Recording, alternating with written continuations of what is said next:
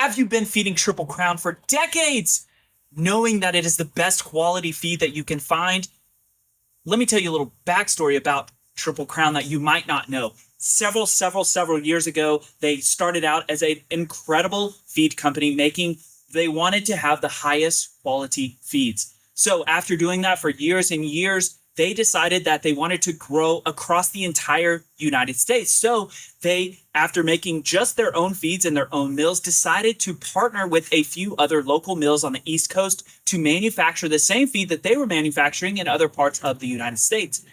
After doing that, they were able to quickly expand over the whole United States. After growing their company for several years, they then had a fire in their manufacturing facility. That manufacturing facility was then closed down. Several years later, now to current day, you might not realize that Triple Crown does not produce its own feed. They actually had to outsource the production of their own feed. Now, you might say, oh, that's ridiculous. I'm never buying Triple Crown again. They are still the nutritionist. They are still making all of the quality ingredient decisions and things like that. However, the actual manufacturing process is done by a different company. And at different times, it has been made by different companies.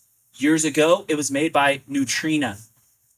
Here in current day, across the United States, it's done by several different companies, but one of the largest producers of Triple Crown feed is Purina. In the Purina mills, they are manufacturing the Triple Crown products. This can be, a lot of people think that it is owned by the same company. It's owned by a private person. And Purina is owned by Land O'Lakes, the butter company, or the dairy company. So they are privately owned by different companies, or publicly owned and privately owned. But Purina manufactures most of the Triple Crown in the United States.